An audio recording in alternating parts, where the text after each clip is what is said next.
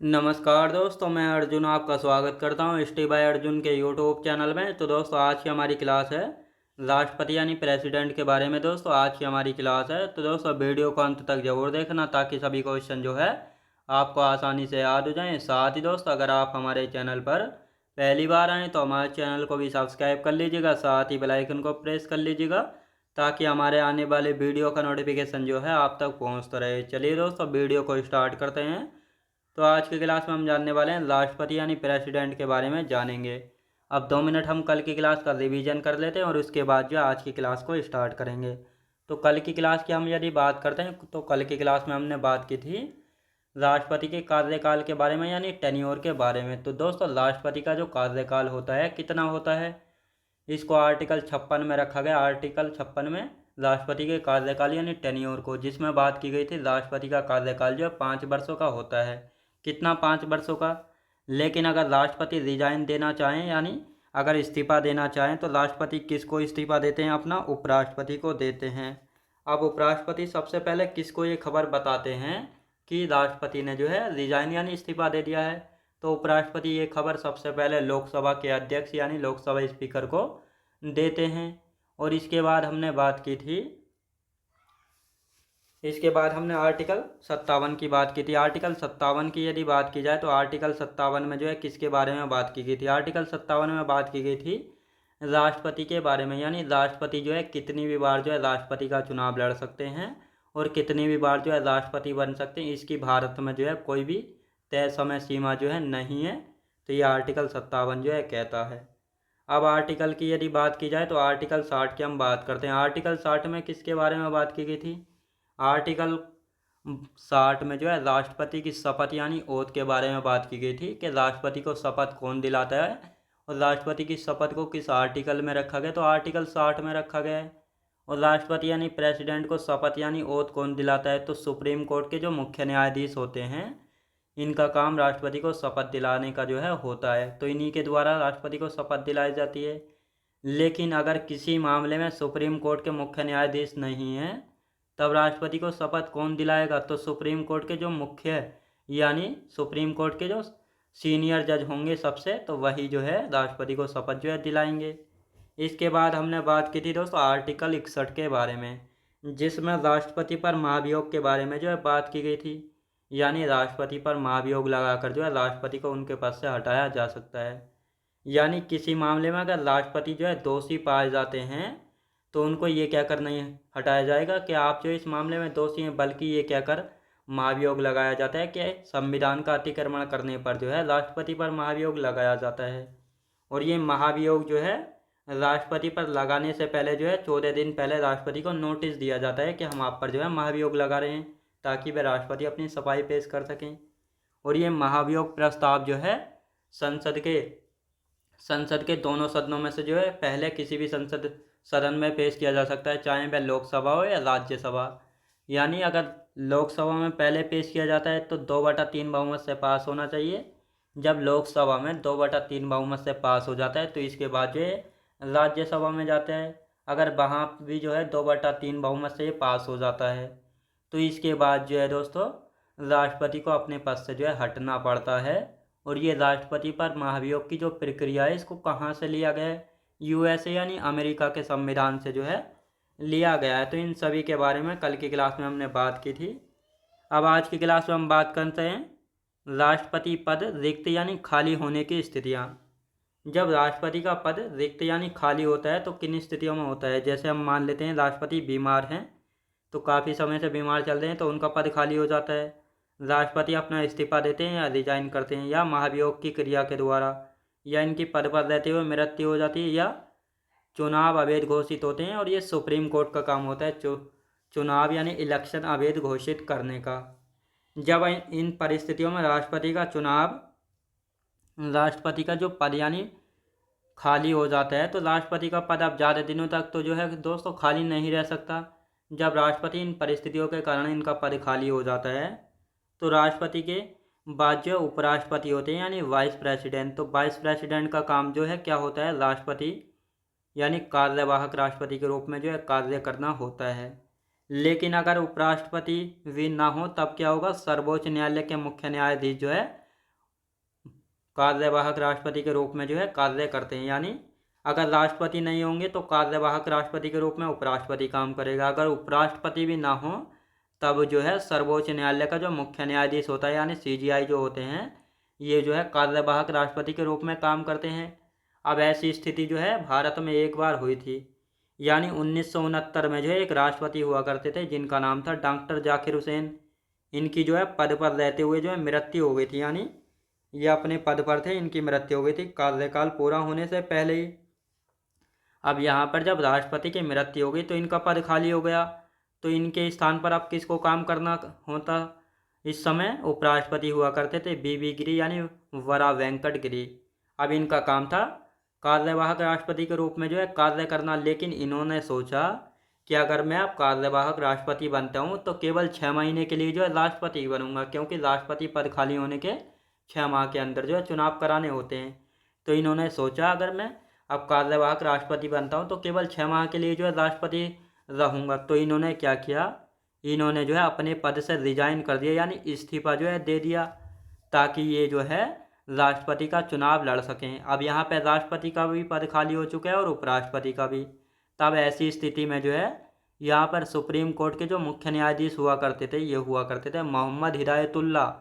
अब इन्होंने जो है मोहम्मद हिदायतुल्ला ने जो है इस समय कार्यवाहक राष्ट्रपति का जो है कार्य किया था। तो ये आपको अच्छे से याद रखना है। तो ये था दोस्तों किस प्रकार जो है यहाँ पर राष्ट्रपति वाइस कार्यवाहक राष्ट्रपति किस प्रकार जो है काम करते हैं। अब आते हैं आर्टिकल 71 के बारे में। आर्टिकल 71 क्या कहता है। आर्टिकल से मतलब होता है दोस्तों अनुच्छेद से, यानी राष्ट्रपति एवं उपराष्ट्रपति के चुनाव विवादों का समाधान सर्वोच्च न्यायालय करेगा। यानी जब राष्ट्रपति एवं उपराष्ट्रपति के चुनावों में विवाद होते हैं तो उनका समाधान कौन करेगा, उनका समाधान जो है सर्वोच्च न्यायालय करेगा, यानी सुप्रीम कोर्ट जो है करता है। अब यहाँ पे हम बात करेंगे राष्ट्रपति की शक्तियाँ, यानी राष्ट्रपति को कौन कौन सी शक्तियों के अधिकार हैं या कौन कौन सी शक्तियाँ दी गई हैं। तो यहाँ पे पॉइंट नंबर 1 जैसा राष्ट्रपति के द्वारा की जाने वाली नियुक्तियाँ। तो राष्ट्रपति जो है किन किन को नियुक्त करते हैं, यानी किन को अपॉइंट करते हैं। जैसे प्रधानमंत्री, आपने देखा होगा प्रधानमंत्री के चुनाव होते हैं, बल्कि इनको जो है राष्ट्रपति के द्वारा नियुक्त किया जाता है, यानी अपॉइंट किया जाता है। और साथ ही दोस्तों अन्य मंत्रियों को। अब यहाँ पे जैसा भारत का निर्वाचन आयोग है, भारत का निर्वाचन आयोग यानी इलेक्शन कमीशन ऑफ इंडिया। यदि हम बात करते हैं भारत का जो निर्वाचन आयोग है या इलेक्शन कमीशन ऑफ इंडिया है, इसमें जो है एक हेड होते हैं और 2 अन्य मेंबर होते हैं। तो ये इलेक्शन कमीशन जो है 3 सदस्यों के द्वारा बनाई गई एक बॉडी होती है, जिसमें इन तीनों सदस्यों को किसके द्वारा नियुक्त किया जाता है, राष्ट्रपति के द्वारा नियुक्त यानी अपॉइंट किया जाता है। लेकिन राष्ट्रपति अपनी मर्जी से नहीं करते हैं, राष्ट्रपति प्रधानमंत्री की सलाह पर जो इनको नियुक्त करते हैं। जैसे संघ लोक सेवा आयोग है जिसका काम UPSC है। तो दोस्तों UPSC के जो सदस्य होते हैं, जो UPSC लोगों के इंटरव्यू लेते हैं, एग्ज़ाम कराते हैं, तो ये आपको पता होना चाहिए। जो संघ लोक सेवा आयोग के सदस्य होते हैं इनको कौन नियुक्त यानी अपॉइंट करता है, तो राष्ट्रपति के द्वारा इनको अपॉइंट यानी नियुक्त जो है किया जाता है। लेकिन इन सभी की जो नियुक्ति करेंगे प्रधानमंत्री की सलाह पर करेंगे, राष्ट्रपति अपनी मर्जी से किसी की नियुक्ति जो है नहीं करते हैं। भारत का वित्त आयोग, भारत के वित्त आयोग की यदि बात की जाए तो ये क्या है दोस्तों, भारत का वित्त आयोग यानी फाइनेंस वित्त मंत्रालय। तो इसके जो सदस्य होते हैं इनकी भी नियुक्ति कौन करते हैं, राष्ट्रपति करते हैं। भारत का मुख्य न्यायाधीश नहीं बल्कि भारत का महान्यायवादी। अब भारत का महान्यायवादी की यदि बात की जाए अटॉर्नी जनरल ऑफ इंडिया, तो ये महान्यायवादी कौन होते हैं, तो दोस्तों भारत सरकार का यानी केंद्रीय सरकार का जो है सरकारी वकील होता है। अगर मान लेते हैं प्रधानमंत्री पर कोई केस कर दे तो क्या प्रधानमंत्री केस लड़ने जाएंगे, नहीं, बल्कि उनका जो केंद्रीय वकील है भारत का महान्यायवादी, वो जो है इनकी तरफ से केस लड़ता है। तो ये जो है भारत का सरकारी न्यायाधीश होता है, भारत सरकार का न्यायाधीश नहीं बल्कि वकील होता है। अब यहाँ पे हम बात करते हैं जजों की। जैसा सर्वोच्च न्यायालय कहते हैं हम सुप्रीम कोर्ट, और उच्च न्यायालय जो कि हर राज्य में एक उच्च न्यायालय यानी हाई कोर्ट होता है। तो सुप्रीम कोर्ट एवं हाई कोर्ट के जो जज होते हैं इनकी नियुक्ति यानी इनको अपॉइंट कौन करता है, राष्ट्रपति करते हैं प्रधानमंत्री की सलाह पर। तो ये आपको याद रखना है। राज्यों के राज्यपाल यानी हर राज्य में एक राज्यपाल होता है। तो राज्यपालों की नियुक्ति किसके द्वारा की जाती है? राज्यपालों की नियुक्ति भी जो है किसके द्वारा की जाती है? राष्ट्रपति के द्वारा। केंद्र शासित प्रदेशों के प्रशासक या उपराज्यपाल, तो आपने देखा होगा केंद्र शासित प्रदेशों का जो है शासन चलाने के लिए जो उपराज्यपाल या प्रशासक को जो है नियुक्त किया जाता है, किसके द्वारा? उपराष्ट्रपति। किसके द्वारा दोस्तों? राष्ट्रपति के द्वारा, प्रधानमंत्री की सलाह पर। अब यहाँ पे हम बात करते हैं भारत का नियंत्रक एवं महालेखा परीक्षक, जिसको हम कैग यानी कंट्रोलर एंड ऑडिटर जनरल जो है इसको कहा जाता है, कैग को, जो भारत का नियंत्रक एवं महालेखा परीक्षक होता है। अब इसका काम क्या होता है कैग का? जो भी भारत सरकार या केंद्र सरकार के मंत्री या नेता होते हैं उन सभी के जो खाते यानी लेखा जोखा जो है चेक करने का काम जो है इसी कैग यानी नियंत्रक एवं महालेखा परीक्षक का जो है होता है। तो ये आपको अच्छे से याद रखना है। अब यहाँ पे हम बात करते हैं दोस्तों, यानी संसद के दोनों सदनों के सत्रों की शुरुआत करना व उनका समापन करना। यानी जो संसद है यानी पार्लियामेंट है, इसके दो सदन हैं, लोकसभा और राज्यसभा। इनके जो सत्रों की शुरुआत करते हैं वह भी राष्ट्रपति करते हैं और इनका समापन यानी खत्म कौन करते हैं? राष्ट्रपति करते हैं। तो संसद के कितने सत्र होते हैं? 3 सत्र होते हैं, शीतकालीन, मानसून सत्र और बजट सत्र। इन तीनों सत्रों की शुरुआत भी राष्ट्रपति करते हैं और साथ ही इनका समापन भी जो है राष्ट्रपति के द्वारा ही जो है किया जाता है। अब राष्ट्रपति लोकसभा को किसी भी समय विघटित कर सकते हैं। तो ये राष्ट्रपति को जो है अधिकार है कि राष्ट्रपति जो है लोकसभा को किसी भी समय विघटित कर सकते हैं। अब विघटित का मतलब है यानी इसका मतलब है लोकसभा के नए चुनाव होंगे। जब लोकसभा विघटित कर दी जाती है तो इसका मतलब नए चुनाव होंगे। यानी 1984 की बात है, इस समय जो है प्रधानमंत्री इंदिरा गांधी हुआ करती थी और इनकी जो है हत्या कर दी जाती है। अब इनके बाद जो है दोस्तों राजीव गांधी प्रधानमंत्री बनते हैं, लेकिन इस समय वो राष्ट्रपति कौन हुआ करते थे? ज्ञानी जैल सिंह जो है इस समय राष्ट्रपति हुआ करते थे। राजीव गांधी ने कहा कि आप जो है लोकसभा को विघटित कर दीजिए और इसके बाद जो है नए चुनाव कराइए। तो इस प्रकार जो है ये यहाँ पे किया गया था। तो ये आपको अच्छे से याद रखना है। अब यहाँ पे हम बात करते हैं राष्ट्रपति द्वारा मनोनीत करते हैं, यानी राष्ट्रपति जो है किन किन सदस्यों को मनोनीत करते हैं। तो राज्यसभा में जो है 12 सदस्य मनोनीत किए जाते हैं, लोकसभा में जो है 2 आंगल भारतीय जो है मनोनीत किए जाते हैं राष्ट्रपति के द्वारा।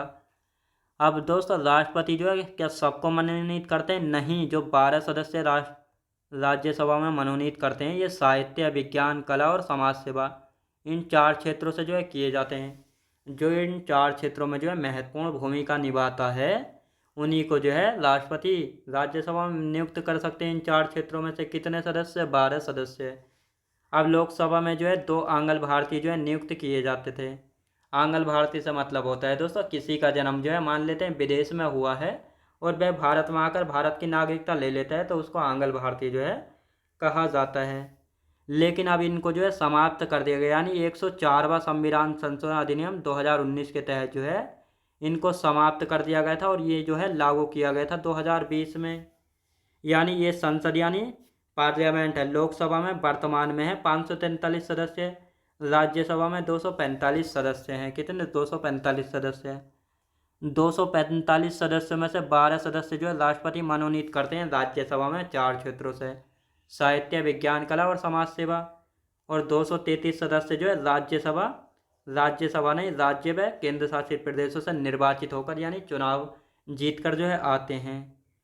अब यहाँ पे हम बात करते हैं, तो यहाँ पे यदि हम बात करेंगे दोस्तों ये जो 543 सदस्य हैं यानी 2019 से पहले यहाँ पर कितने सदस्य हुआ करते थे? ये तो वर्तमान सदस्य की हमने बात की थी। कितने वर्तमान सदस्य की बात की थी? अब दोस्तों 2019 से पहले जो है यहाँ पर 252 सदस्य हुआ करते थे जिसमें 2 आंगल भारतीय भी थे। लेकिन यहाँ पे 104वां संविधान संशोधन अधिनियम 2019 किया गया था जिसके द्वारा जो है 2 आंगल भारतीयों को जो है समाप्त कर दिया गया था। तो अब यहाँ पर कितने सदस्य बचे? अब यहाँ पर जो है 550 सदस्य बचे। कितने? 550 सदस्य। और वर्तमान में कितने? 543। तो ये आपको अच्छे से यहाँ पे याद रखना है। तो ये सब आपको जो अच्छे से समझ आए होंगे सारे पॉइंट। तो मैं उम्मीद करता हूँ आपको वीडियो क्वालिटी, कंटेंट वगैरह सभी कुछ आपको पसंद आया होगा। पसंद आया तो लाइक से और सब्सक्राइब करना बिल्कुल भी ना भूलें। साथ ही दोस्त अगर आप हमारे चैनल पर पहली बार आएँ तो हमारे चैनल को भी सब्सक्राइब कर लीजिएगा, साथ ही बेल आइकन को प्रेस कर लीजिएगा ताकि हमारे आने वाले वीडियो का नोटिफिकेशन जो है आप तक पहुंचता रहे।